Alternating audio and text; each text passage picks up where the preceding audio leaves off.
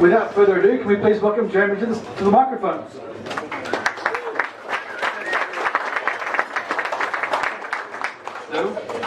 Okay, cool. Hi.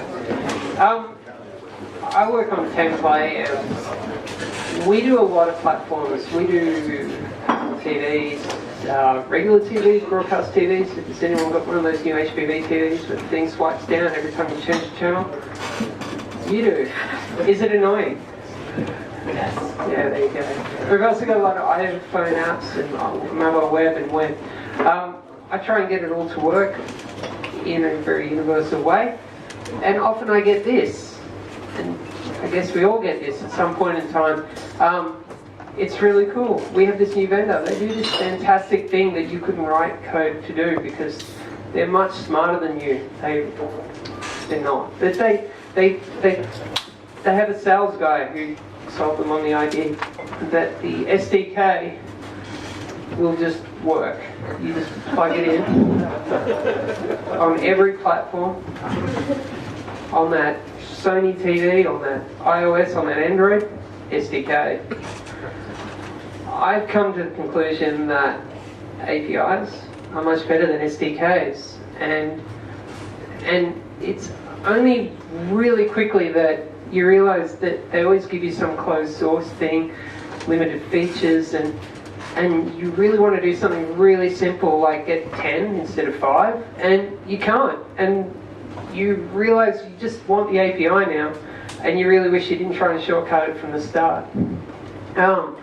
So my first tip to everyone, which has nothing to do with JavaScript unless you actually write it, is read the docs and push back and just say, no, this is a really shit product, and you should really go with this product, because I read the docs and I read these guys' docs, and I could actually build whatever you want in this guy, and if you're SDK.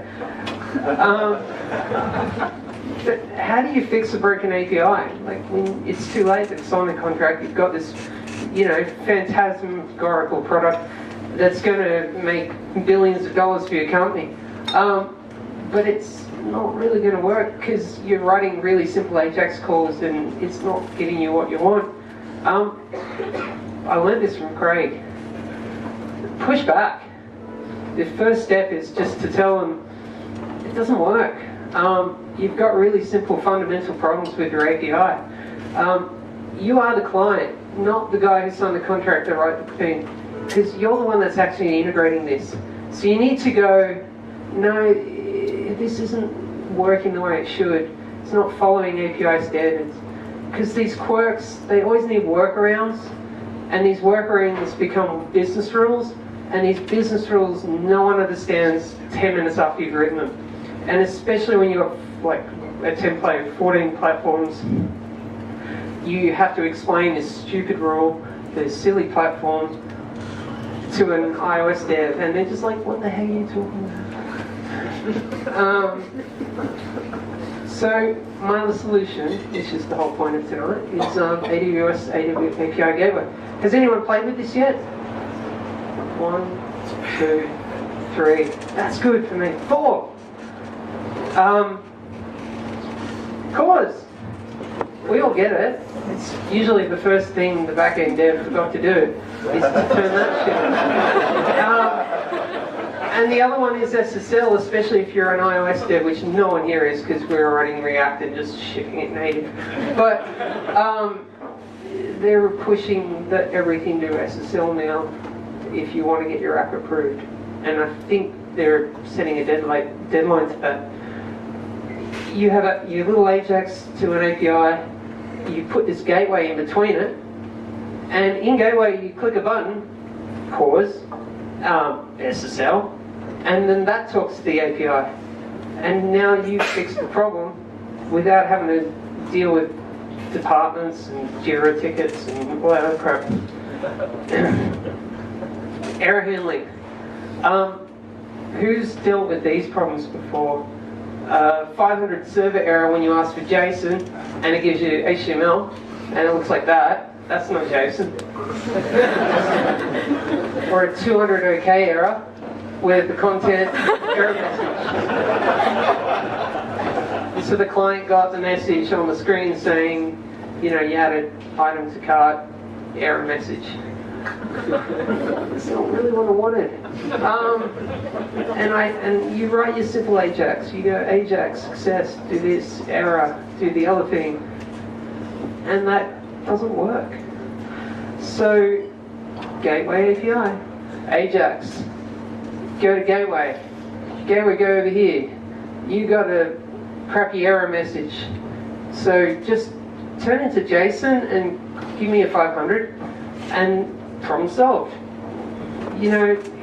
Not very complicated and really simple to set up. I'm not even going to demo it. It's like 2 or 3 clicks. Prototyping, you've been asked to build a thing just to prove the concept of, I don't know, video end of play next on. You can just fake the API. So you make your Ajax call. AWS has a thing called mock integration. You just write a piece of JSON, and every time you hit it, it'll come back. You can write all your REST API endpoints. You can build an entire REST API if you want, full of static content, and that's brilliant. I mean, what else do you? I'm sure people are out there trying to use it for proper things. Don't do that. It has the word mock in its name for a reason. Security. So they're giving you an API, but it's got really lousy security, and you're in JavaScript land. So you're writing like, here's the password, and here's the username, and I want to go in, and here's my super secure token. That's really bad, but you can put the gateway in between the secure part and the part that you're doing in JavaScript, and you're not giving away the password. Manipulating requests. This is where it really came into play. I had a project, it's taken a very, very long time. From the start, I had an API on the left that would only do JSON. So I actually solved this server to server, but on the left I have only does GET requests, only in JSON. On the right I have only does POST requests and only in XML. And on the left, epoch. And on the right, ISO. And on the left, I only can tell you the duration and the start. And on the right, I need to know the start and the end, and you need to do the... And I was just like, there's no way to solve this. Gateway. Because here, I talk to Lambda. See, JavaScript. This is Node, and it's really simple, and you spin it up and it costs $1. And I'm converting dates, and I'm writing duration stuff, and I'm taking JSON and I'm turning it to XML. It's really not that complicated, but it took 2 impossible ends and just melded them together for a very, very simple cause. Sanity. Look, how obvious is this? You've got all these services and you're connecting them all, and then on the right you create an API. These could be 20 different products. For all you care, you just talk to this guy, and they might decide that this product sucks and get rid of it. And now you have to update your iPhone app and your Android app and your website. You do it this way, you just take out that guy and swap him for another vendor. Why not? So you're normalizing everything. The other thing is this is monitoring everything.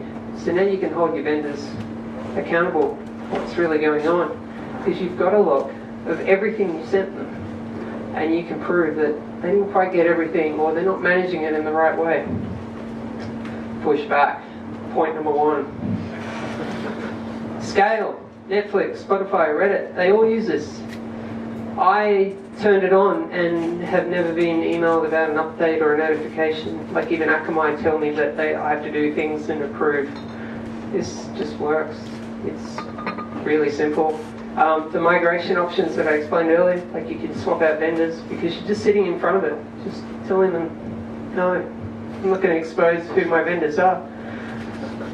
It costs that much. That's $1 for 500,000, I think. Yeah, 500,000 requests for like $1, and then you get your first million for free. So you really need to be hitting web scale to even worry about why you are using this product. I think it's amazing. I just don't understand why I'm not seeing everything going through Amazon services for a number of reasons that I've shown. Clap.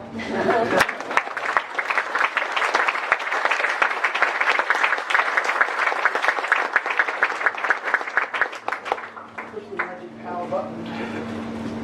We have sound. Do we have any questions to go with the sound? Everyone's keen to leap out of their chairs and go and use AWS Gateway. Oh. There you go. Well, one more round of clapping, please, for Jeremy.